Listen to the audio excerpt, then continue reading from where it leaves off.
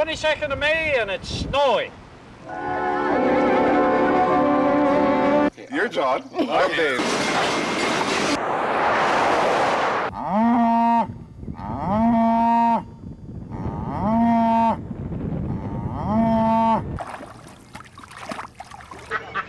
Muhammad Ali. He's got a heart made of yellow barley straw.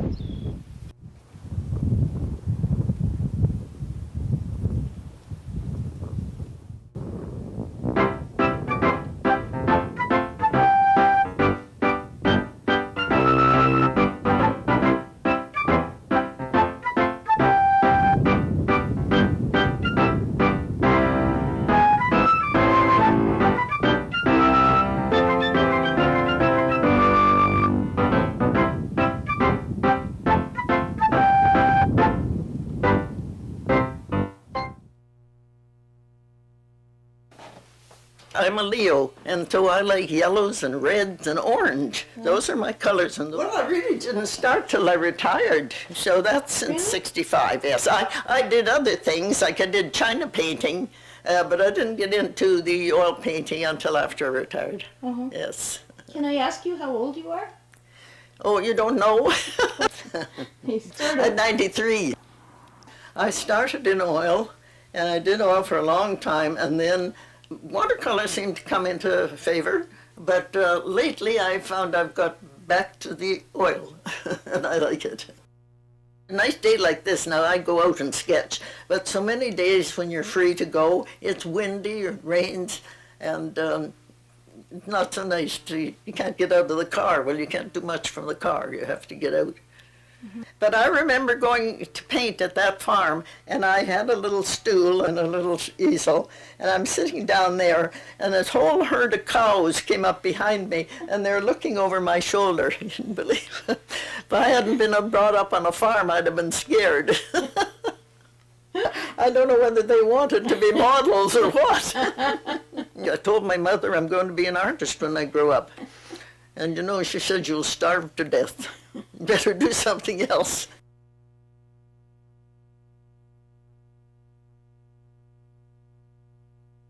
You're talking about painting. Now, when I was there, I was only about 12 years old, and somebody gave me a piece of white satin and some paints, and I painted a couple of great big roses on it. And the sisters saw that. They said, oh, we can use that.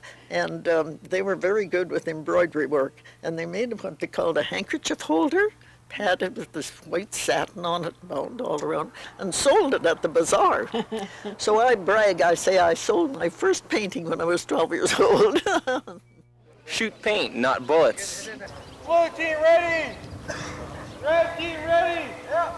3, 2, 1, go! My name's Matthew E. I live in Fort Capel, born and raised. I'm a lifer. I'm 22 years old, and I consider myself a young entrepreneur. Blue team ready! Yep. Red team ready! Yep. 3, 2, 1, go!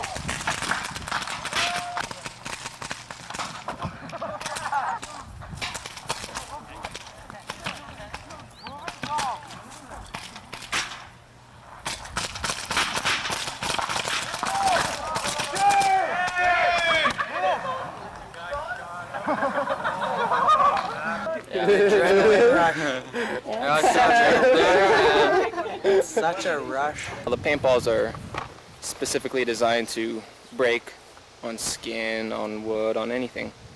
So they're pretty safe. No ball can travel over 300 feet per second. That's the safe rate. And at 300 feet per second, they'll break pretty much on anything. And it doesn't hurt. It doesn't break your skin. It'll leave like maybe a bruise, or depends on if you're wearing a heavy jersey, then you probably won't get anything. They're right at the flag, Anthony. Stay up with them, stay up with them. Watch the guy with the flag, Anthony. He's going. All it is fun, adrenaline. It's a great workout. You get your heart pumping and adrenaline racing. You have paintballs flying at your head and you're ducking. It's all around a great sport.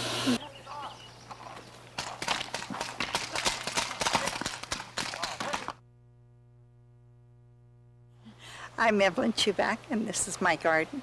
I have been gardening for 20 years. I'm glad when people stop by and have a look. They're all welcome to do it. That's why I've never fenced it in, because it is a lot of hard work, and I get a lot of pleasure out of it, and I get a lot of pleasure out of working in it. But when other people do too, I kind of enjoy that too.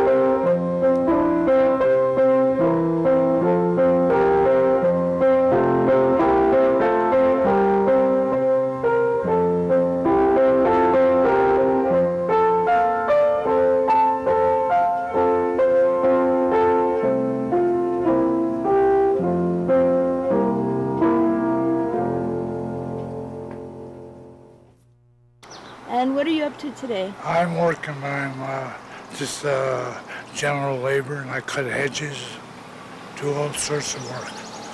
It looks like it might rain today. Yeah, I've been working since 5 o'clock this morning. Yeah. So you get up with the sun. Yeah, even before that. Yeah. Yeah. I'll be cutting grass at my yard.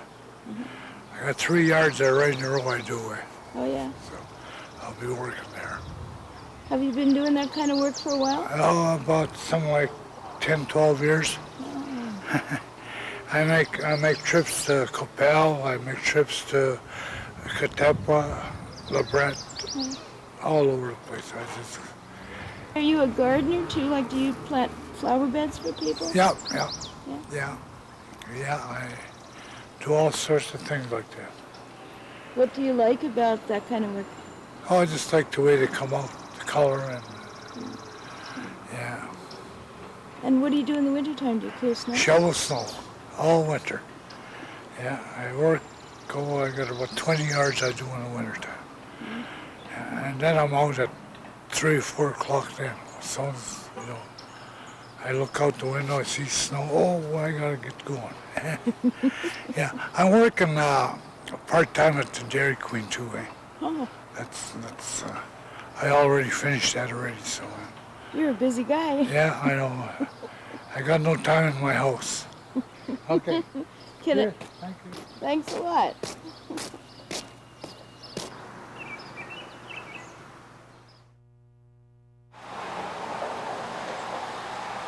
I'm John, I'm Dave. and we're the hardware guys.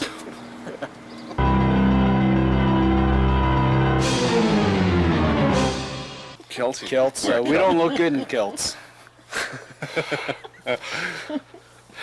I watched a program, actually, there was a program on this winter. What does sweeping do? They were asking curlers, actually, what does sweeping actually do? And 3/4 of the curlers out there didn't know what sweeping did. Keeps their bodies active and keeps the blood flowing so they don't freeze up. I'm not too sure. Like to even try to BS a story out of that, it's kind of hard. I don't know if it helps the curl or if it takes away from the curl. Well, they keep telling me you've got to sweep to keep the rock Straight and and let off if you want it to curl more. That's right. Okay. Yeah. Bye.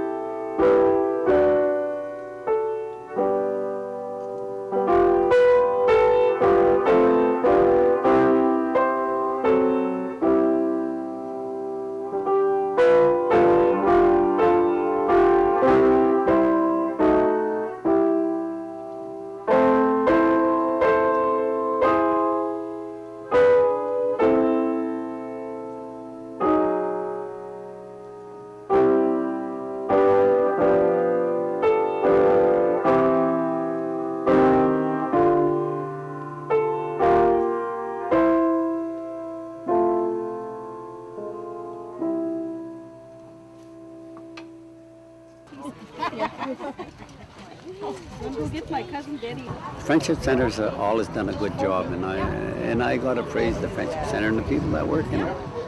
They take a lot of hassles. There's people that complain about them, but hey, those people are doing their best to serve the people in their communities. It's like this little Friendship Center here. Bannock and hamburgers and wieners and potato salad. Watermelon. We Do you had, want some? fry bread, yeah. This is cotton t-shirts that we cut up and put together. I designed the rug, but it was hooked by my mother, who's 91. Her and I hook rugs together. Yeah. And this is her old design. Mother's done these for years. So she used to hook these and sell them for $2. And this is something that we're promoting with our Capaci Healing Project. The healing part of it is to design your own and to work on it. She's a direct descendant of Peckford Grant, so this was her design. She's putting similar to this on her rug. He was the first Métis leader back in the 1800s. What are you called? What am I? Yeah. I'm good looking. What's your? I do part-time youth work, and I do part-time alternative measures casework. And that's the other one, Wendy. Wendy's our You know, we're here for the kids, and we do a lot of stuff for the kids. And like I've seen them all come in, and today, and I'm really happy that they showed up. I'm a very proud spokesperson of Wendy White Bear. My name is Ralph. The kids are great, and this is another one. This is Jar. This is my honey bunch of roses. And Jared's here too. He's our president. I'd help my people, any kind of people. I don't care what color you are. I know I won't save the world, but as long as I'll save one, I'll be happy.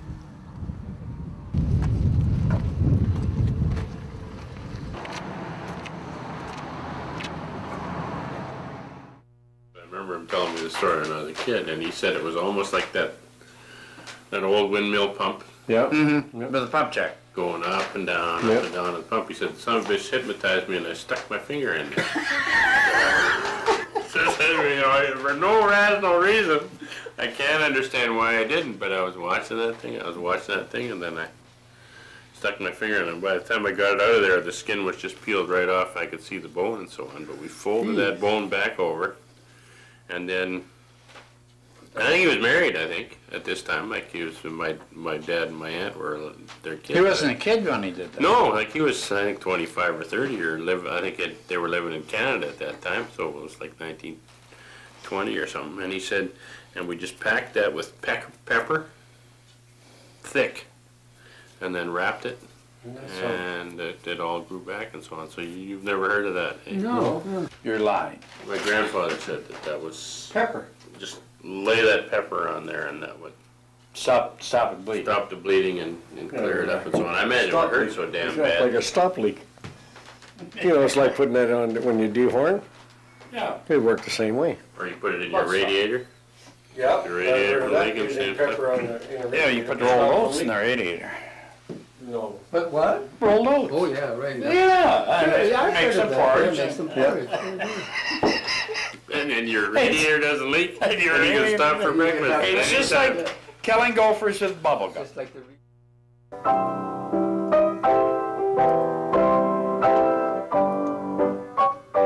Hi, I'm Ann Davis, and you're in my kitchen.